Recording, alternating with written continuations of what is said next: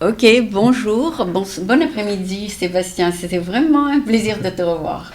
Bonjour Aline. En général, je ne revois pas mes guests, mais je parcourais LinkedIn et tout d'un coup j'ai dit mais ça c'est Sébastien Paero, et Tavo, et puis j'ai vu que tu as écrit un livre sur ton profil et j'ai dit ah non c'est vrai ça, il est écrivain maintenant. Donc j'ai été contactée sur LinkedIn et plusieurs jours plus tard tu m'as contacté, tu m'as recontacté. Voilà, c'est un des avantages d'avoir des profils auteurs et des profils professionnels sur LinkedIn. Tu en as deux. J'en ai deux pour des raisons purement du publishing. Ah d'accord. Qui veut gérer deux identités différentes. Voilà. Donc en général, l'autre profil dit que tu es exécutif. Voilà. D'accord. Et tu es dans Silicon Valley depuis combien de temps?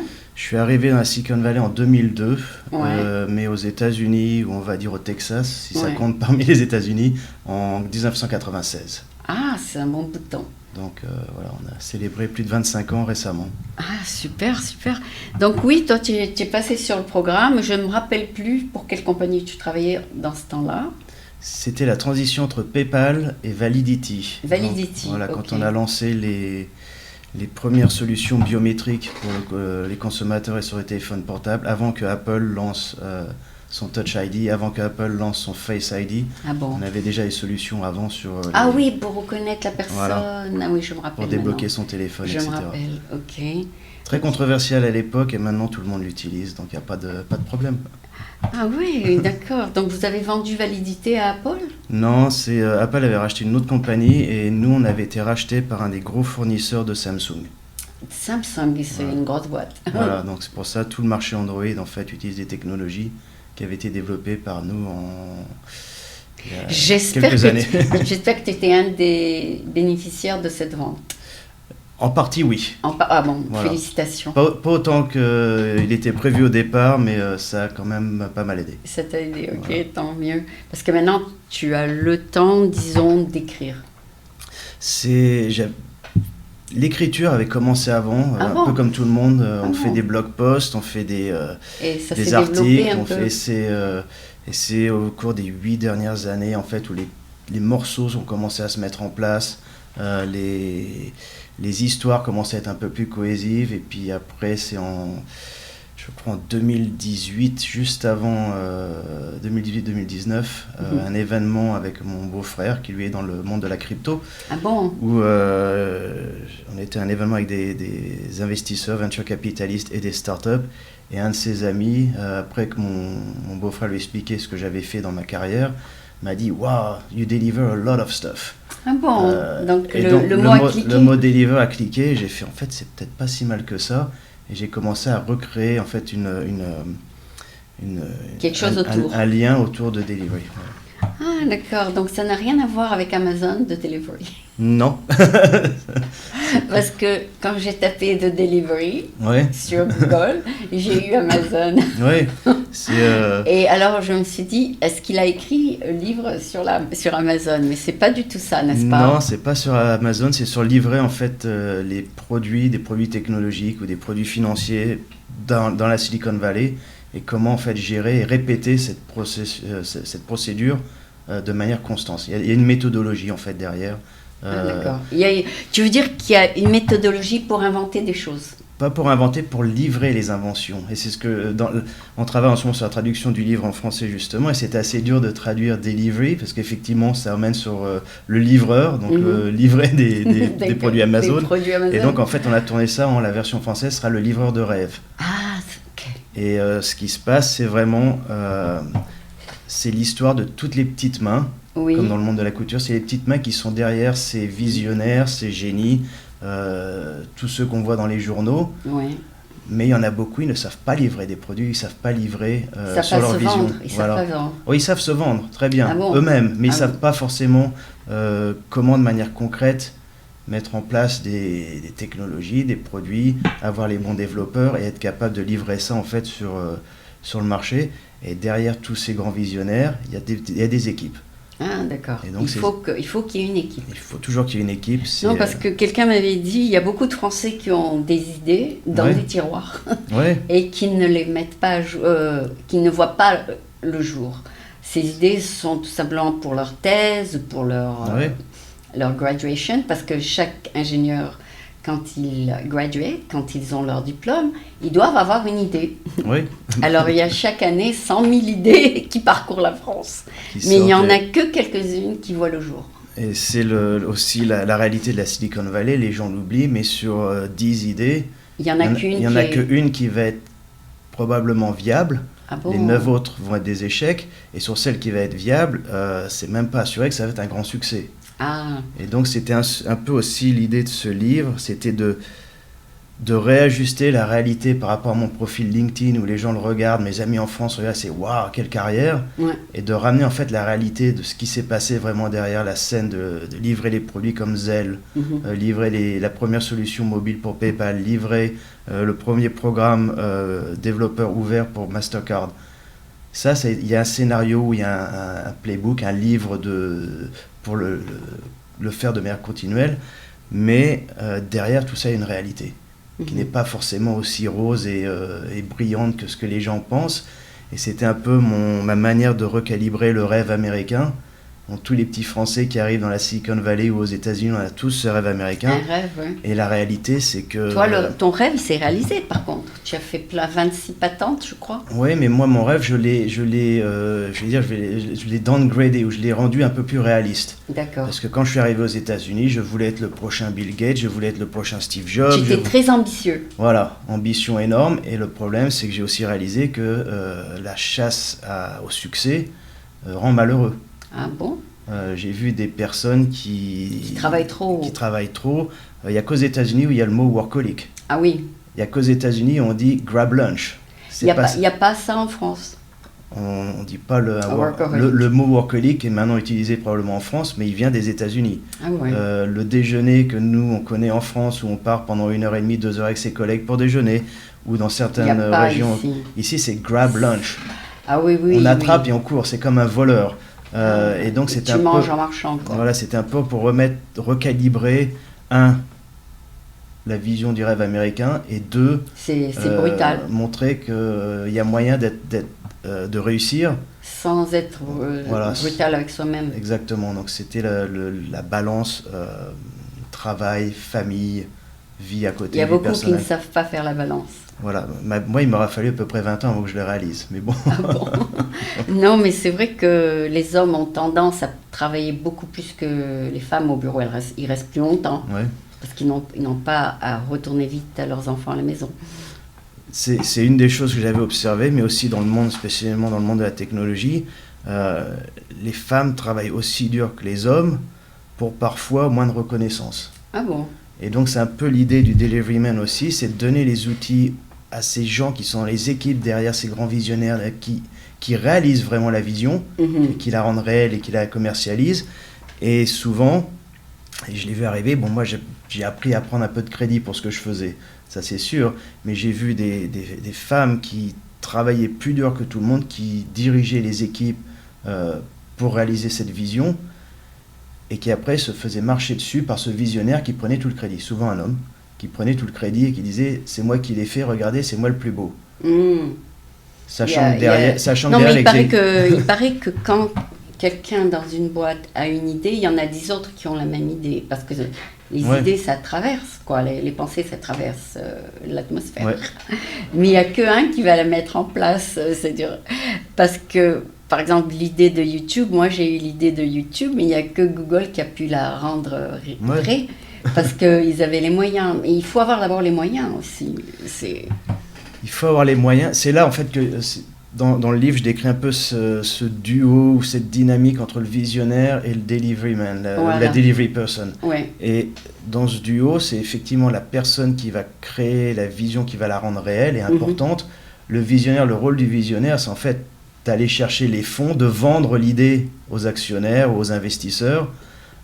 C'est la personne qui est capable, en fait, d'exprimer ce qu'elle a dans la tête. L'exemple, c'est Elon Musk. Oui, on va pas être méchant, mais bon, il n'a pas inventé Tesla, il n'a pas inventé SpaceX. Il a investi, voilà. Et après, il reprend le crédit en disant c'est lui le fondateur. Alors qu'en fait, bon, il y a d'autres personnes qui étaient fondateurs. Non, ce sont les autres qui l'ont fait. Voilà. Mais bon, lui, il est capable de trouver des investisseurs. Oui, et aussi, il a dit qu'il travaillait au début 19 heures par jour. Oui. Et maintenant, bon, il se relaxe un peu, mais avant, il paraît qu'il dormait au bureau. Oui, ce qui n'est pas sain.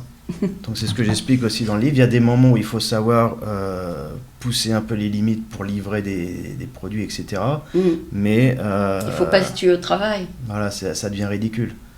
La chance, c'est ce que je compare toujours, c'est, pour mettre ça dans la perspective des Français, quelqu'un qui est issu d'une classe ouvrière ou du monde paysan en France, la chance qu'il va être admis pour faire ses études à l'ENA, par exemple, et que cette personne va sortir première de sa classe à l'ENA, de sa promo à l'ENA, est plus importante que quelqu'un qui va réussir dans la Silicon Valley, statistiquement. Ah, en France. En France, même aux États-Unis. Donc, comme chiffre, notre président actuel. Quoi. Donc la réalité...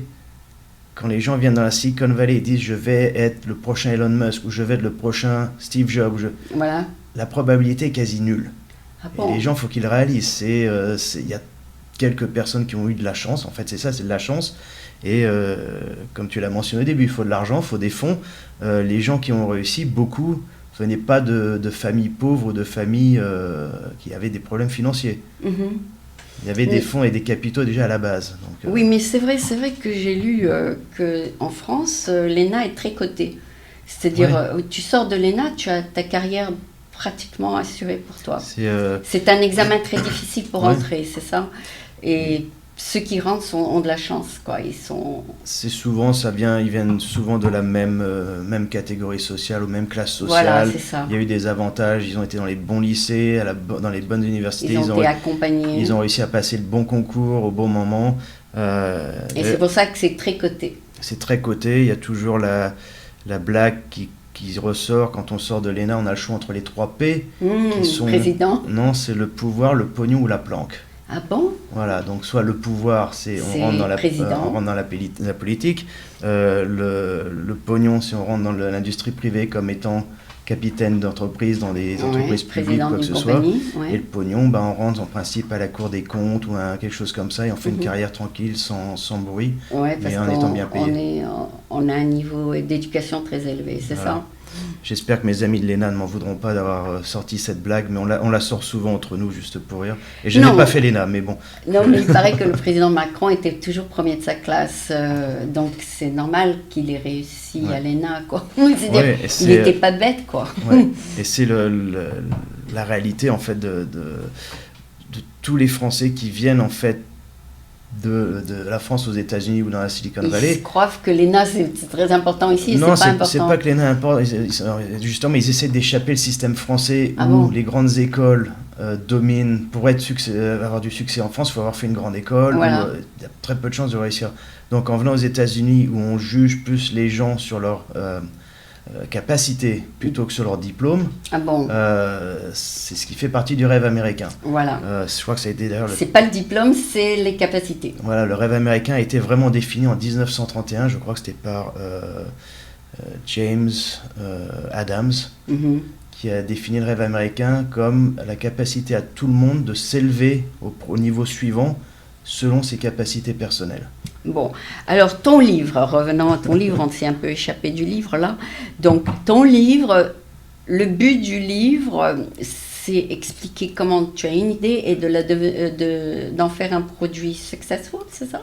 Oui, c'est de la manière dont je le compare, c'est ma carrière, j'ai été Sancho Panza à beaucoup de Don Quichotte. Ah bon? Voilà, donc il y a les Don Quichotte, c'est ceux qui ont la vision, c'est ceux qui vont courir après les chimères et les moulins. Et ils te donnaient le travail à faire. Et ils me donnaient le travail à faire. Voilà, où je m'assurais que le produit, la mission à laquelle ils voulaient partir, pouvait être livré. Et on te donnait le crédit, j'espère. Parfois oui, parfois non. Donc c'est pour ça, dans le livre, je décris comment gérer avec les patrons. Les patrons et les personnes toxiques qui essayent de récupérer parfois du crédit où il n'y en a pas. Ah d'accord. Mais c'est vrai que c'est typique de la Silicon Valley. Oui, ils disent, voilà, j'ai les fonds, donc j'engage les meilleurs ingénieurs pour faire mon idée. Voilà. C'est ça l'idée. Et c'est leur idée. C'est jamais celle des autres, même s'ils étaient incapables de la réaliser. Ça arrive souvent d'avoir en fait c'est le monde capitaliste. Voilà, d'avoir un patron qui va sortir un produit technologique, sachant qu'il ne sait pas coder, il ne sait pas faire la partie ingénierie, etc. Vrai, et en fait, c'est des éléments qui doivent être mis ensemble. C'est ce qu'on m'a dit. Après, c'est la partie marketing. Il y en a qui sont très forts pour le marketing, et le marketing veut aussi dire être capable de se vendre. Donc, voilà. Oui, mais c'est vrai que aussi que les Français sont souvent pessimistes. Quand on leur présente une idée, ils disent non, ça va pas marcher, alors qu'un Américain va le sortir et ça marche. Ouais, il y a ça, et il y a aussi, et ça je l'ai remarqué dans plusieurs entreprises, les Français, quand on arrive en fait dans un pays étranger, surtout aux États-Unis, et qu'on travaille, il y a aussi la culture où si on fait notre boulot, on va avoir la reconnaissance qui va avec. Aux États-Unis, ça marche pas comme ça. Il faut faire son boulot, et il faut bien le rappeler et le crier haut et fort que c'est moi qui ai fait le boulot. Sinon, il y a quelqu'un d'autre qui passe et qui va prendre le crédit. Donc, il faut aussi apprendre, j'appelle ça, à se valoriser. Se valoriser, se torturer pour enlever toute l'éducation qu'on a reçue en France où il faut rester humble. Ah oui, c'est ça la France. Il ne faut pas se bragging, il ne faut pas le faire. Il ne faut pas le faire. Et donc, fait partie de la culture. Donc, en arrivant aux États-Unis, il faut j'appelle ça se violenter sur l'éducation qu'on a reçue en France et changer un peu la manière dont on aborde certains aspects dans le monde du travail. Mais en fait, quand tu as inventé ces 26 patentes, ce sont devenus tes produits ? En partie, c'est pas moi qui ai les patentes en mode d'exploitation, c'est les compagnies pour lesquelles je travaillais. Certains sont devenus des produits qui sont utilisés tous les jours. Ah bon ? Ce qui est très bien, c'est pas moi qui reçois les commissions, c'est les compagnies pour lesquelles je travaillais. Et il y en a d'autres qui sont en fait ce qu'on appelle des patentes ou des brevets défensifs.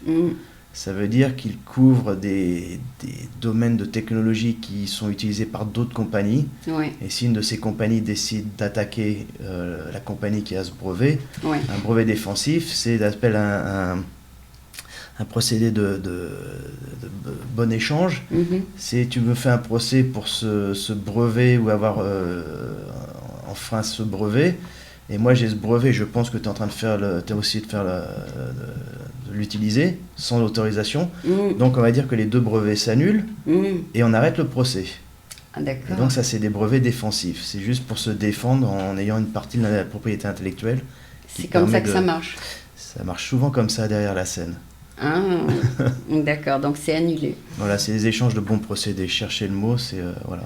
Mais toi, tu n'as jamais emmené une de tes compagnies pour avoir ta part des royalties ici ? Non. Tu n'es jamais allé à la cour pour ça ? Non. Ah ok, donc tu as tout fait à l'amiable. Les brevets, quand on est employé d'une compagnie, la création de la propriété intellectuelle appartient à la compagnie par défaut. On a des récompenses, on reçoit de l'argent, on reçoit des jours de congé en plus. Des fois, on est invité à faire des témoignages dans des procès justement où le brevet est mis en question, ce qui n'est jamais très agréable, mais ça arrive. Mais bon, la compagnie pour laquelle on est employé est propriétaire de cette propriété intellectuelle. D'accord. Est-ce que toi-même, tu as expérimenté un burn-out dans ta vie ? Oui. D'accord. À quelle année ? PayPal ? Non, c'était pas après PayPal, c'était juste entre Validity et Mastercard. Mastercard, ok. Où pour que Validity, pour que les produits sortent, en fait... il fallait travailler très fort. J'étais le CTO de la compagnie, donc Chief Technology Officer. Tu passais ton temps au travail. Voilà, quand tu as mentionné 18 heures par jour, etc. Moi, je faisais 18 heures par jour souvent, et j'étais sur la route des fois 4 à 5 semaines. Donc j'allais en Corée pour travailler avec les compagnies coréennes, et on revenait, on faisait en fait on alternait 5 à 6 semaines sur place, et c'est vrai que c'est... Ça a valu le coup pour toi du point de vue monétaire ou autre chose Point de vue monétaire un petit peu, ce qui était intéressant, mais c'était surtout que ça m'a permis d'apprendre ce que... La vie est... Voilà, ce que j'aimais faire, ce que j'aimais pas faire, et aussi que des fois, il faut recalibrer en fait ses priorités dans la vie, et s'assurer qu'on les a bien dans le bon ordre. Mais à ce moment-là, maintenant que tu as écrit un livre, que tu as eu toute cette expérience, tu ne veux pas retourner dans le corporate world, si? Si les gens veulent m'embaucher, si, mais maintenant Oui. je sais exactement ce que je veux faire. Ah, tu leur dis, je veux pas travailler 18 heures par jour. Voilà, donc il faut qu'ils l'apprennent. En fait, on appelle ça, c'est work smarter, not harder. Voilà, c'est ça. C'est ce que Et beaucoup disent, ouais. ça sert à rien des fois d'avoir. Je crois que l'exemple, et moi c'est celui que j'ai essayé de faire quand j'avais des équipes, je gérais des équipes. Ouais. L'exemple à donner, c'est En relax, ouais. si on arrive au bureau à 9h ou à 10h, Tu peux c'est repartir bien. un peu plus tard. Non, mais on peut partir à 4h ou à 5h. C'est pas un problème, c'est est-ce que le travail a été fait. Ah, Et d'accord. surtout après la pandémie, on a surtout réalisé ça, c'est est-ce qu'on a vraiment besoin d'être au bureau. Ah, oui. Donc, On n'a pas besoin. Voilà, Il paraît que Facebook a payé 2 milliards de dollars pour se débarrasser de ses locaux à San Francisco. Et Google a payé 500 millions pour se débarrasser des locaux qui étaient avant utilisés par leurs employés. Ouais. Et parce que maintenant, de plus en plus de gens veulent travailler chez eux. Ils n'en ont plus besoin. Oui, c'est les bureaux, en fait. Vides, Le oui. taux d'occupation à San Francisco a chuté énormément. Voilà, c'est ça. Et je lisais justement ce matin un article sur le retour au bureau, le retour des employés. Ils veulent pas. Non, les gens reviennent en fait 3 jours par semaine. Oui.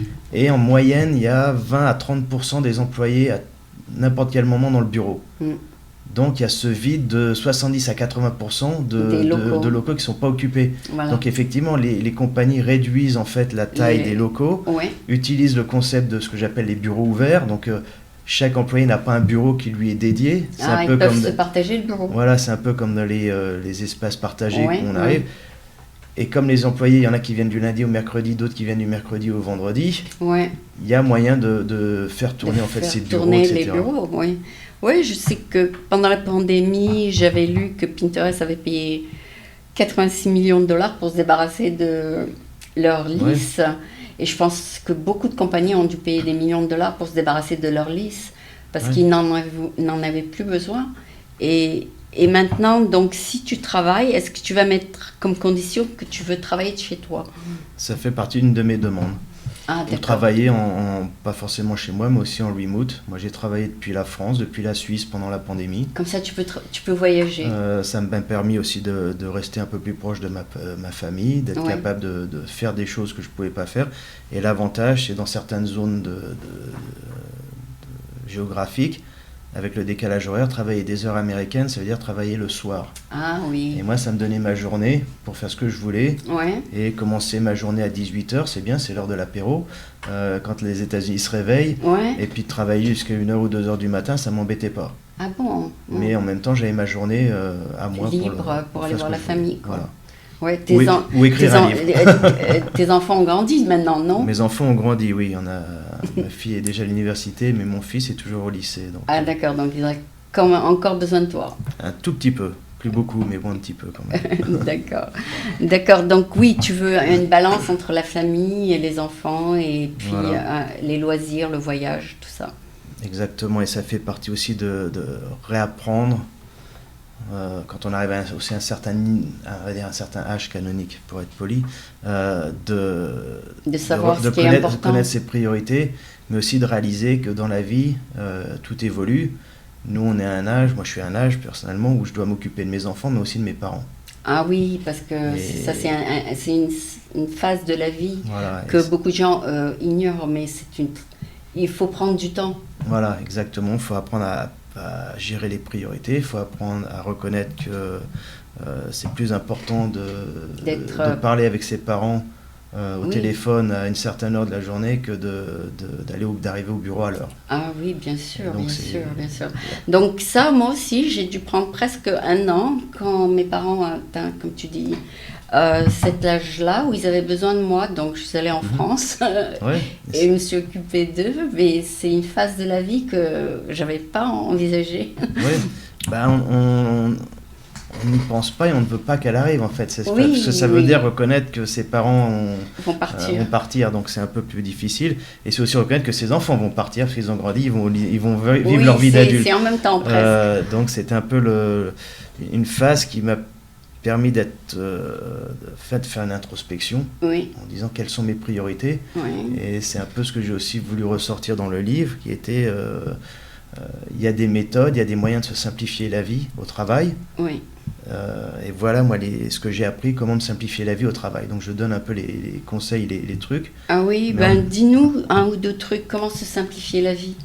moi, j'utilise, par exemple, ce que je décris dedans, c'est la méthode SOCAD. C'est Ouais. une méthode qui est en fait inspirée des forces J'ai jamais spéciales. entendu parler. C'est les forces spéciales qui est un peu partout dans le monde. C'est 2 S, O, 2 C, A et 2 D. Ah bon? Et donc, c'est secure, la partie secure, situate, observe, communicate, j'ai SOCAD. Ensuite, il y a A, c'est analyze, decide, distribute. Ah d'accord. Voilà, il me manque un C quelque part. Mais grosso modo, c'est quand on arrive dans un environnement qu'on ne connaît pas, Ouais, il faut déjà sécuriser sa position. On est Oui, où? Ensuite, ouais. il faut observer, enfin se situer, sécuriser sa position. Il faut observer ce qui se passe autour de nous. ouais, Il faut communiquer ouais, avec les autres. Ça, c'est Très l'élément le important. plus important, c'est la communication. ouais. Après, il faut analyser, il faut distribuer cette analyse. Il faut ensuite décider, prendre une décision. En suivant ces éléments, ça permet vraiment ça devient un muscle, en fait, une réaction du cerveau. Après un On le moment, fait- c'est On le fait par automatique. habitude. Ok. Et donc, en faisant ça, dans n'importe quel projet, quelqu'un qui arrive dans un projet Mhm. peut utiliser cette méthodologie pour, je vais dire, évacuer le superflu. D'accord. Et vraiment garder ce qui est essentiel. Ouais. Et livrer quelque chose, c'est vraiment être capable de se focaliser sur l'essentiel et pas être distrait par les bruits qu'il y a aux alentours. Donc quand tu fais ta to-do list, tu prends tout ce qui est important d'abord et le reste, c'est Ouais. pas important. Moi, je pars de manière différente. Je pars de quel est l'objectif, quel va être le résultat final. Ah bon? Ah Et bon. après, en remontant le résultat final, je prends qu'est-ce qui est essentiel. Ah, reverse engineering. Voilà, qu'est-ce qui doit être fait de la manière la plus simple et la plus efficace possible pour pour arriver à ce arriver à résultat ce final. résultat. Ok. Si c'est pas exactement comme ça devait être, Ouais. c'est pas grave. Mhm. Est-ce que le résultat final est celui qui va servir serve the purpose, va servir la vision, on va dire, oui ou non. Et ça n'a pas besoin d'être parfait tout le temps. Et c'est ça le problème, c'est qu'il y a beaucoup de gens qui visent pour la perfection et c'est pas nécessaire. D'accord. Donc le livre est à deux tranchants. Donc un tranchant pour aider les gens à mieux s'organiser, un autre tranchant qui leur dit comment vendre leurs produits. C'est ça ce que j'ai compris? C'est en partie, oui, c'est plus comment s'organiser dans le monde du travail, comment trouver j'appelle ça des life hacks, des Oui. petites méthodes pour se Pour simplifier se la rendre vie. la vie, ouais. Sachant que SOCAD peut aussi être appliqué dans le monde personnel. Ah bon, Quelqu'un je savais pas. quelqu'un qui par exemple va dans un premier rendez-vous amoureux par exemple, Mm. il faut se situer où on est, il faut être donc sécurisé dans sa personne. Ah, Il faut observer comment réagit l'autre personne. d'accord. Il y a tous ces éléments qu'on peut utiliser en fait derrière dans la vie personnelle, dans la D'accord. vie Que tu peux amoureuse, dans la appliquer vie professionnelle. ok. Donc c'est encore une fois c'est un muscle de mémoire qui ressort. Et d'un autre tranchant, tu as comment vendre ton idée, comment l'implémenter. C'est pas forcément comment vendre son idée, c'est comment implémenter des idées des autres, ou si on a sa propre idée, tant mieux. Et comment en fait s'assurer qu'elle peut être réalisée, qu'elle va pas tomber dans les 9 sur 10 qui ne vont jamais réussir. Ah, C'est l'emmener à un niveau suffisamment où ça va être une idée qui va devenir réelle. mhm. Est-ce qu'elle va avoir du succès? Personne ne peut le dire, en principe. Mais est-ce qu'elle va être réelle et des gens vont être capables de l'avoir et de l'utiliser? Oui. D'accord. Donc c'est Donc, tu devrais parler dans les écoles d'ingénieurs et leur dire, voilà, vous avez tous une idée maintenant que vous allez avoir votre diplôme. Je vous conseille de faire ceci et ça, vous faire un speech, vous êtes un public speaker, comme on voilà, a dit. oui, oui. Ouais, et tu leur dis, ne le mettez Attends. pas dans un tiroir, faites ça. Essayez de le faire, voilà. D'accord, Et- c'est ça ce que tu leur dis? Ouais, exactement. Sachant que je reconnais aussi que parfois les ingénieurs n'ont pas la vision pratique ou du produit. Ouais. Ils se focalisent sur la technologie. Et c'est l'expression qui est connue ici. La Silicon Valley est le cimetière de plein de technologies qui n'ont jamais trouvé de marché. Ah bon, ouais. Donc En France aussi. c'est aussi ce qu'il faut faire attention. Il faut avoir cette vision, il faut la mettre en place. Mais il faut aussi comprendre tous les éléments qui vont autour. Pour réaliser un Moi, produit. on m'a dit que la raison pour laquelle les idées françaises ne voient pas le jour, c'est qu'il n'y a pas autant de capital qu'aux États-Unis. Il y a du capital. C'est juste qu'il n'est pas aussi facilement accessible que le capital aux États-Unis ou dans la Silicon Valley. Ah bon, mais comment accéder au capital? C'est ça le problème? C'est ce que moi j'ai observé en France, et encore c'est juste une observation personnelle, je ne sais pas si c'est le système tel qu'il est, Ouais. mais c'est souvent de rentrer dans ces incubateurs ou ces usines Pour à savoir idées, comment présenter ton produit? où voilà, c'est des startups qui se mettent tout ensemble. Il y en a une dans la banlieue parisienne, je crois, où ils ont repris une ancienne gare ou un ancien entrepôt, Ouais. et sachant que bon, l'entrepreneur va perdre une partie du contrôle, Ouais. mais il a par contre accès aux investisseurs, il a accès... On les aide. On les aide, on leur donne les moyens d'apprendre à comment pitcher, à vendre leurs idées, on leur apprend comment à se présenter devant des investisseurs, etc. Donc c'est le moyen le plus rapide, Mhm. au moins en France, que j'ai observé, Ouais. et qui aussi évite le risque de mettre ses biens personnels ou ses finances personnelles en danger, Ah oui. sachant que c'est aussi un des problèmes en France, quand on fait faillite, c'est pas bien vu. Ah d'accord. Alors qu'aux États-Unis, Ici, quand on fait c'est faillite, normal. on attend 7 ans et personne ne s'en souvient. Ah d'accord. Parfois même un peu moins. Oui, Donc, non, mais en France, justement, il y a quelqu'un qui s'appelle Oussama qui a commencé un incubateur Mhm. pour justement ce genre inspiré du système américain. Ouais. Mais c'est ce qu'il fait et maintenant, il accepte les idées, il accepte les propositions et puis l'équipe décide lesquelles ils veulent aider. Comment ils veulent le faire. Et c'est important d'avoir ça. Je pense aussi en France, ce qui manque, et ça commence à sortir un petit peu, c'est ce qu'ils appellent les investisseurs anges, les angel investors ici. Ouais. Qui Il sont y a en en fait- France aussi, non? Il y en a un peu, mais ça marche beaucoup avec du relationnel. Mm. C'est-à-dire qu'il faut avoir quelqu'un qui va faire l'introduction à cette nouvelle personne, qui va demander et tu devrais parler à cette personne parce que je pense que une bonne idée, Mm. besoin de capitaux, etc. Aux États-Unis, il y a ce qu'ils appellent des syndicats. Mm. J'en fais partie d'un syndicat. Angel Investor. Voilà, d'angel investor, où on met notre argent en commun Et vous et investissez. on investit dans plusieurs startups. D'accord. Mais il paraît que, justement, pour revenir à celui qui a ouvert l'incubateur en France, Mhm. il a dit dès qu'il a ouvert, il a eu 100 000 réponses. Ouais. C'est-à-dire qu'il y a un besoin. Tu devrais en ouvrir Il y un. a en besoins Non, en mais France, c'est-à-dire que en Allemagne, c'est Tu pareil, devrais en en Italie. ouvrir un en France parce qu'il y a tellement de gens qui ont besoin de toi. Le problème, c'est la paperasserie.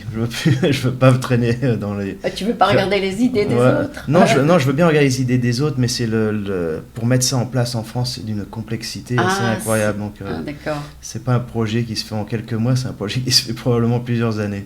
À moins de te mettre en partenariat avec lui, parce que tu as tant d'expérience, tu pourrais peut-être l'aider à éliminer ce que tu penses. C'est le process, la procédure ici qu'on a aux États-Unis, c'est ce que font tous les investisseurs, les venture capitalistes. Ils doivent éliminer. C'est le due diligence, et Ouais. Le secret ici, et je veux... Tu veux pas dévoiler le secret? Si, je vais le donner, c'est Y a pas pas un de grand secret, mais la manière dont ça se passe, c'est tout fonds d'investissement reçoit chaque semaine des centaines d'idées, de demandes. Ce qui se passe, c'est le lundi, il donne ces piles d'idées à des sous-partenaires, on va appeler ça, ou des petites mains, qui regardent. Ouais. Et donc, en moyenne, ils ont 15 minutes par proposition. Mm.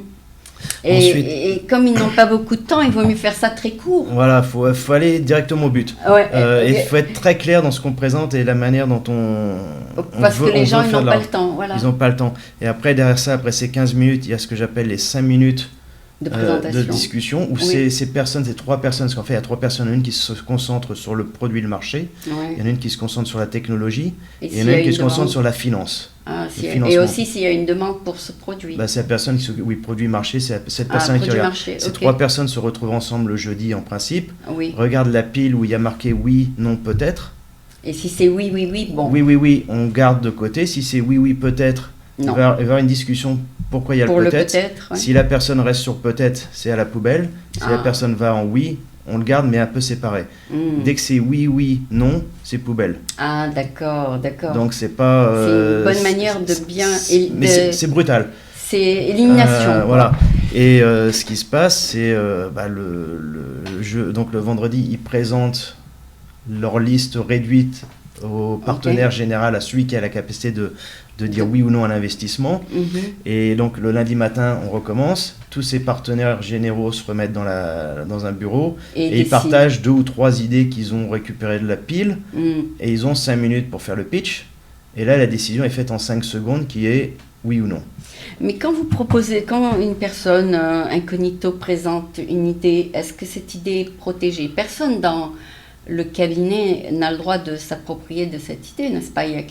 Non, mais il n'y a aucun investisseur dans la Silicon Valley qui signera par exemple un accord de confidentialité.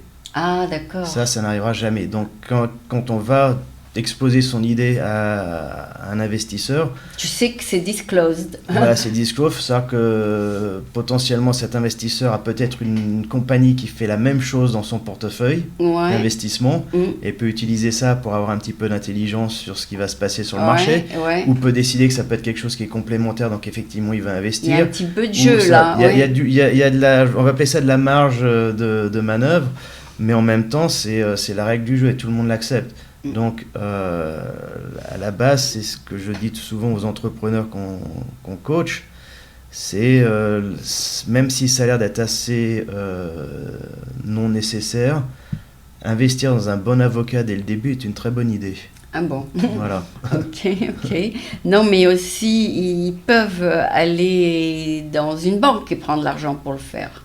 Oui, alors là, on passe dans les prêts, en fait, les prêts bancaires, mais qui sont quand même durs aux États-Unis à avoir. Il faut les repayer, oui. Il faut les repayer, et 2, les banques ne prêtent qu'aux gens qui sont déjà qui ont déjà des revenus. Voilà, qui ont déjà des revenus. Après, prêtent rarement aux compagnies déficitaires ou tout au début. Donc, donc ça, c'est aussi un catch-22. Voilà, même aujourd'hui, après la pandémie, avec la situation économique, même les investisseurs venture aujourd'hui regardent les compagnies et regardent si ces compagnies ont déjà des profits. Donc en principe, quand une compagnie commence à faire des profits, on n'a plus besoin des investisseurs. D'accord, ils veulent les investisseurs en général pour expand. Voilà. D'accord. Assez, mais donc, risque limité. Donc toi, si tu es un jeune investeur, tu as dû regarder plusieurs idées déjà. Oui. Et parce que tu as beaucoup d'expérience, on prend en considération ton expérience pour évaluer les propositions. Oui. Ça fait partie des analyses qui sont faites. C'est par rapport à ce que moi j'ai observé dans ma carrière avant, par rapport à ce que j'observe dans ce qui arrive en fait sur le marché. Ça fait partie aussi des avantages d'être le delivery man. Je suis un petit peu visionnaire aussi, donc j'ai des tendances à regarder ce qui peut arriver ou connecter les points entre les différentes technologies ou les tremors des technologies. Mais qui est le delivery man? Vous? C'est moi. Ah, c'est vous. Donc moi j'ai jamais été... Pendant très longtemps, je pensais être le visionnaire. Ah, d'accord. Et c'est justement ce moment, quand le burn-out et le moment de réalisation, où en fait je suis le Sancho Panza des Don Quichotte, je livre. Tu livres l'idée? Je livre l'idée, je sais comment livrer les idées, donc c'est... Alors tu devrais faire coach pour les gens qui ont des idées, c'est ça? Voilà. C'est un livre de coaching alors? C'est un peu un livre de coaching, un peu un livre de réflexion, je ne vais pas dire réflexion philosophique sur la vie, mais... et puis un peu un mémoire sur ma carrière. Est-ce que ton numéro de téléphone est dans le livre pour que les gens te contactent? Non, mais il y a un email que je lis régulièrement. D'accord. Voilà. Et tu es sur LinkedIn? Et je suis sur LinkedIn. Ouais. D'accord. Non, mais si tu as un livre qui a été bien vendu, pareil, les gens ils voudraient peut-être te contacter, je sais pas. Ouais. On a vu, là je passe à travers les best-seller, c'est ça? Oui, il a été numéro 1 dans des catégories sur Amazon. Il a été numéro 3 en catégorie générale, donc c'est technologie.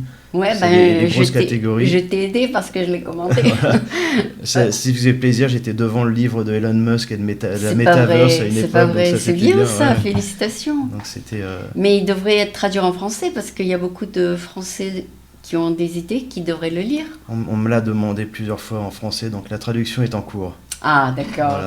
Ça prend un peu plus de temps que prévu, mais... Non, parce qu'il paraît qu'il y a 100 000 ingénieurs qui chaque année ont des idées qui doivent mettre quelque part, quoi. Oui, non, je l'ai déjà partagé avec quelques universités, des programmes universitaires françaises qui, en fait, ont des programmes où l'anglais est accepté. Ouais. Et donc, je leur ai envoyé des copies du livre, donc ça a été distribué déjà. Ah, super. Donc, ils achètent, disons, 1000 à la fois ou quelque chose comme ça. Ouais, c'est moins par classe, une cinquantaine de livres. Donc, Par classe, ok. ouais.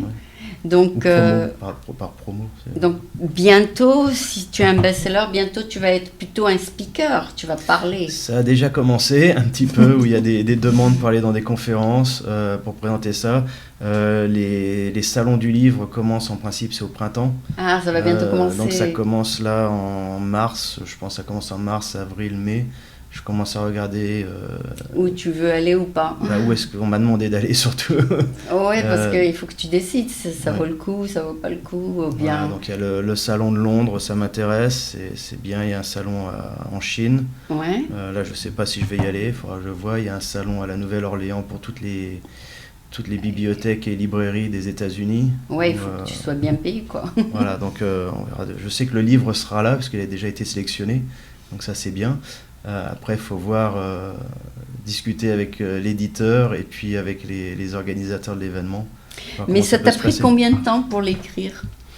Le livre en lui-même, ça a cogité pendant 8 ans, on va dire. 8 ans? Et après, c'est sur les 2 dernières années, donc pendant la pandémie, où tu t'es concentré? là, je me suis concentré un peu plus.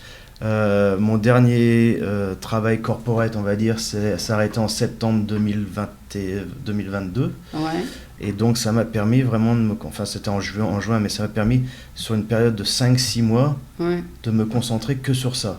Et de finaliser, en fait, Il est sorti quand? Le 11 novembre 2022. Ah, c'est très récent, n'est-ce pas? Très récent, voilà. C'est le nouveau best-seller sur Amazon, c'est ça? Voilà, il était sorti, il était en attente pendant 1 mois. Amazon avait commencé à faire les pré-annonces de la sortie du livre. Et les gens l'achetaient déjà? Je pouvais voir, en fait, sur Amazon, il y a un système où on peut voir quelles sont les précommandes, les ventes, etc. Et ça m'a permis de voir ce qui sortait. Et on dit souvent les livres qui passent en mode, c'est les publications indépendantes. Souvent on dit que c'est la famille qui achète le livre. Donc si ça dépasse les 250 exemplaires vendus, c'est déjà un miracle. Ouais. Et moi je sais que quand le livre était sorti, il avait déjà dépassé les 250 unités. Donc je sais que ma famille n'a pas acheté 250 livres, donc ça c'était bien. Et puis là on a déjà dépassé, on se rapproche des 1500 copies. Donc ça c'est bien de voir un livre qui va au-delà de ce que moi j'aurais espéré. Ah ben c'est bien, félicitations. Ça fait plaisir quand même que tu as passé tant de temps à y penser et que les gens commencent à le connaître. Ouais. C'est bien. En fait, je ne l'ai même pas montré encore. Alors, le livre, il est orange. C'est pas la couleur d'Amazon, c'est autre chose. Non, c'est une couleur qui marche bien apparemment sur les étagères. Les gens le voient de loin, c'est l'avantage. Ah oui, le noir sur orange, voilà. Ça sort. Il y avait d'autres idées aussi, c'était la couleur des San Francisco Giants, l'équipe d'ici. Donc il y avait ah un oui, peu de c'est San orange, Francisco, ouais, voilà. c'est orange. Et puis, ah oui, je n'ai pas pensé à ça, c'est San Francisco, oui. C'est un peu les couleurs de la Silicon Valley, on va dire, par défaut. Et puis voilà, le Golden Gate, Don Quichotte et Sancho Panza, qui regarde la fusée décoller, donc l'idée décolle. L'idée décolle, voilà. Ouais, c'est bien, tu as dû consulter quelqu'un pour faire la copie, la couverture. The Art of Turning Ideas into Products. Parce que tu l'as déjà fait toi-même. Voilà, je l'ai fait à peu près une dizaine de fois depuis le début de ma carrière. Donc, il suffit d'apprendre après comment le répéter et trouver la secret sauce. Voilà, il faut trouver ce qui a été répétitif et ce qui a permis de réussir. Donc, et dedans, je ne m'en cache pas, il y a des fous, ça n'a pas réussi. Et j'en parle. Ah, d'accord. Faut pas avoir honte de ses échecs. Mais par contre, maintenant que tu l'as écrit, si tu as une idée tout d'un coup, tu sais tout ce qu'il faut faire pour la mettre en place. Oui, et c'est ce livre, quand il est sorti, c'était ça. J'ai une idée, j'ai dû la transformer en livre. Ah oui, c'est devenu un livre, donc c'est apprendre quelque chose de complètement différent de ma zone de confort. C'est découvrir le monde de la publication, qui est vraiment un univers. Je pensais que le monde de la Silicon Valley était bizarre. Le monde de l'édition est très très bizarre. Et puis après, c'était... pour moi, il faut que j'apprenne. J'ai plein d'idées dans la tête. Ah bon. Il faut apprendre, faut les sélectionner, puis décider laquelle vaut le coup, et sur laquelle il faut passer le temps. Parce qu'en final, c'est ce que j'essaye de dire aussi, c'est balancer cette vie professionnelle, cette vie personnelle, et de savoir vraiment optimiser le temps qu'on veut consacrer à quelque chose. Ok, suppose quelqu'un vient te voir et te présente leurs idées. Elle va te dire, est-ce que cette idée est vendable? Qu'est-ce que tu vas leur dire? Je vais faire une analyse rapide dans ma tête en suivant la méthode SOCAD. Je vais suivre la méthode de mise en place de projet qui existe, une autre méthode qui est utilisée partout. Et puis après, faut parler, en fait, faut regarder, il y a 3 éléments importants pour quelqu'un qui vient vendre une idée. Pareil quand on va voir les investisseurs, etc. Pardon. Et je la décris dans le livre. C'est faut regarder l'équipe qui est en place ou la personne. Oui. Donc si c'est une personne, c'est est-ce que la personne va être capable d'emmener cette idée jusqu'au bout? Si c'est une équipe, est-ce que cette équipe va être capable d'emmener cette idée jusqu'au bout? Ou si, en milieu du chemin, cette équipe va rencontrer des obstacles insurmontables, est-ce que cette équipe va être capable de faire un pivot et de se réinventer en restant la même équipe? Donc c'est l'équipe, la bancabilité de l'équipe, ça s'appelle. Ensuite, bien sûr, il y a le marché. Est-ce que le produit répond à un problème ou résout un problème qui existe dans plusieurs maisons? Voilà, donc les bonnes idées, souvent, c'est quelqu'un qui vient nous voir et qui dit « J'ai eu ce problème pendant 10 ans, et je crois que j'ai trouvé la solution. » Ah, d'accord. Résoudre un problème personnel a souvent beaucoup plus de valeur et d'importance que résoudre un problème qui n'est pas un problème, en fait. Donc ça permet de voir, en fait, le potentiel du marché. Et la dernière étape, c'est bien sûr comment faire de l'argent. Donc aller voir un investisseur et lui dire je veux faire quelque chose de caritatif, charité, ça va pas marcher très bien. Il faut toujours qu'il y ait un débouché financier. Et donc est-ce que par rapport à ce marché, la personne qui dit voilà combien on va vendre, voilà le potentiel du marché, etc., est-ce que c'est réaliste et est-ce que c'est achevable? Achevable. Je sais pas si c'est un mot français ou non. Je sais pas. Mais bon, donc c'est ces éléments qui sont pris en compte, ces 3 éléments, l'équipe, le produit, le marché et la partie financière. Jean-Louis Gasset appelle ça de money pump, la pompe à argent d'argent ou l'usine à Shadok. Ah, pour ceux qui connaissent les Shadok, qui se souviennent des Shadok à la télé française, c'était un peu ça. Et c'est important de regarder en fait ces 3 éléments et après d'appliquer des méthodologies ou qu'il y a dans le livre ou des méthodologies que les gens suivent pour les investissements quand ils font de la due diligence et de regarder si c'est faisable. La réponse vient souvent très très vite. On n'a pas besoin de faire des analyses en rond, en large et en travers. En principe, si on suit une bonne méthode. Ça peut être aussi une petite idée, une amélioration pour un produit ou une innovation. Là, on rentre à un autre aspect dans le livre où j'ai décrit, c'est là où ça a démarré. Donc cette idée, c'était au Brésil. C'était les 4 I. Donc la lettre I, qui était l'invention, l'intégration, l'innovation, l'innovation, l'intégration, l'imitation. Et donc dans ces éléments, l'invention, c'est quelque chose de complètement nouveau que personne n'a jamais fait avant. L'intégration, c'est de prendre quelque chose qui a été fait dans une autre industrie et de ou dans un autre domaine et de l'emmener dans son domaine à soi. Donc ça, c'est vraiment l'intégration.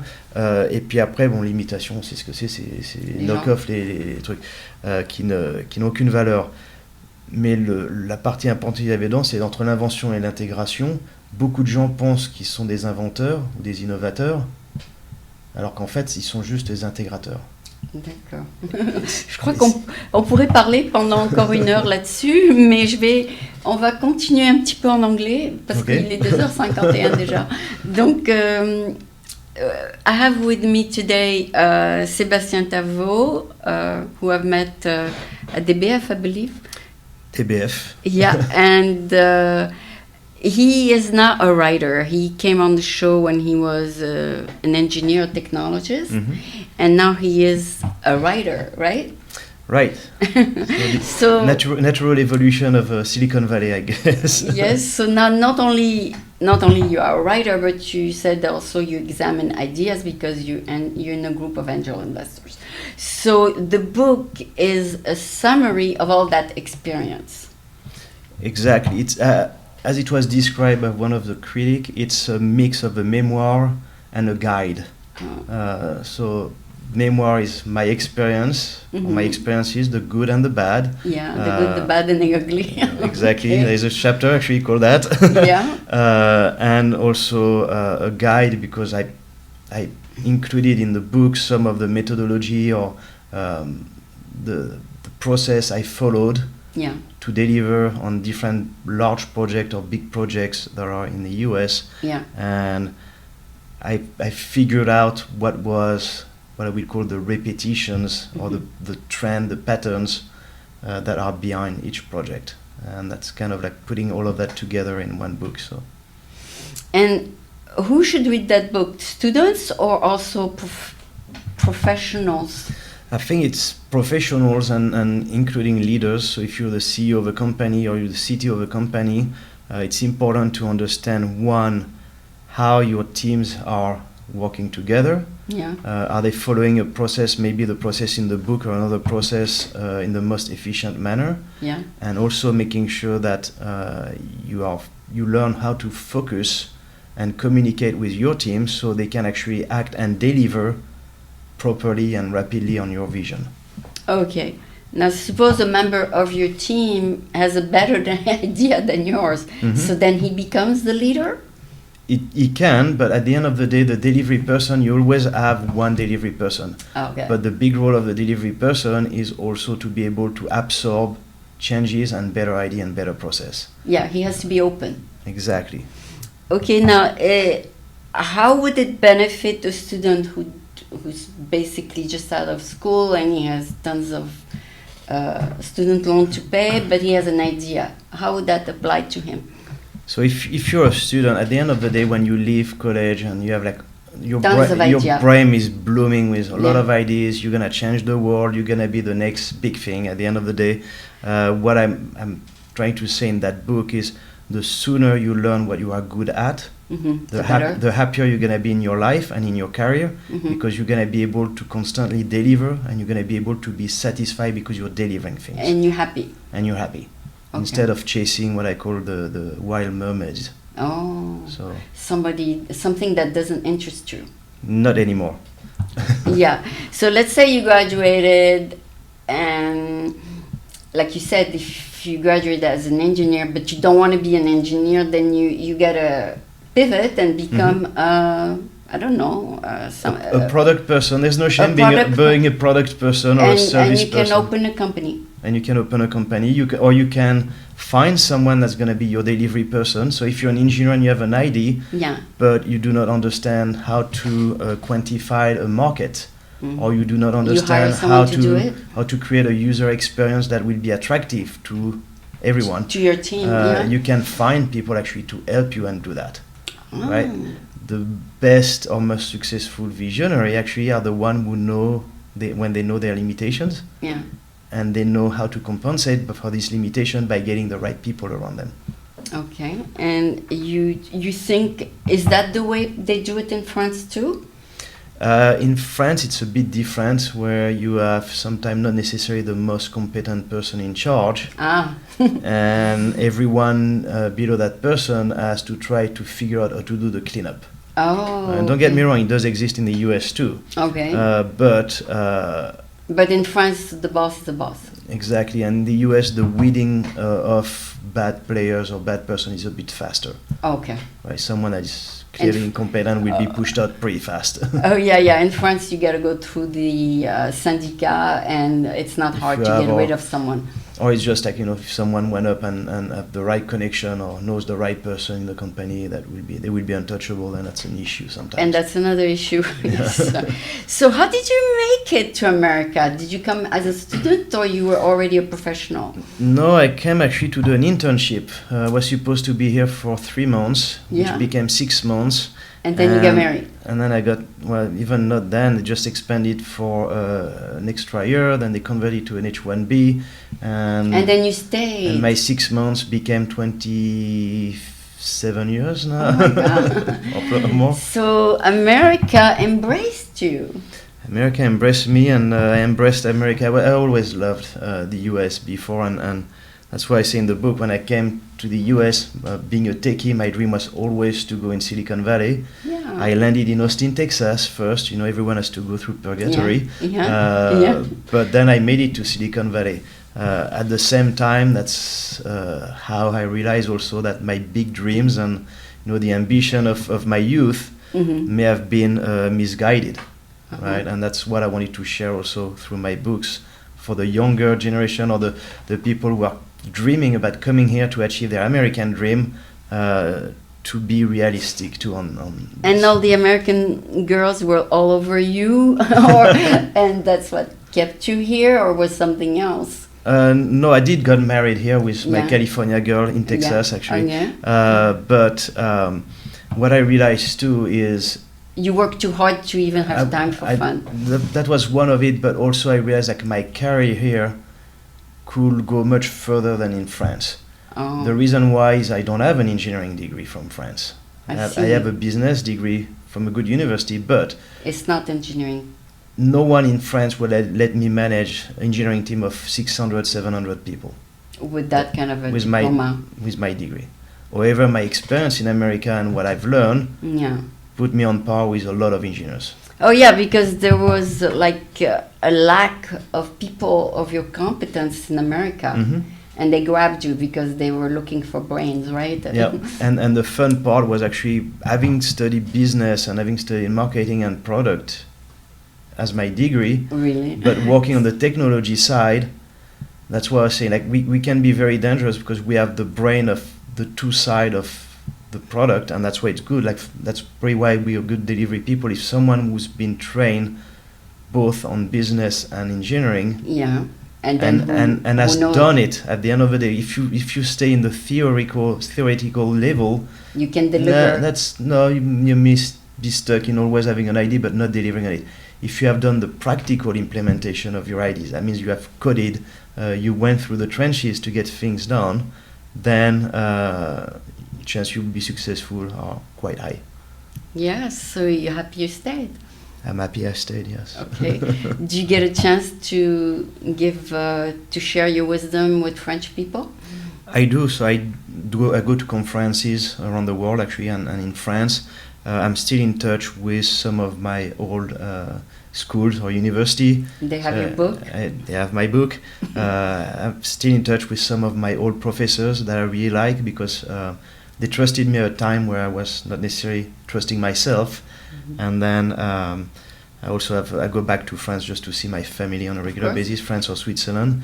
And I talk to my friends who are there, and sometimes Who is the marketing director for the book?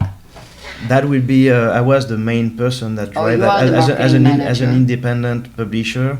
I work with a company called Tavorino, Okay. but what happened is the team. The advantage is the team is some of the best people you can find in the industry, but In marketing? but we are working freelance for themselves.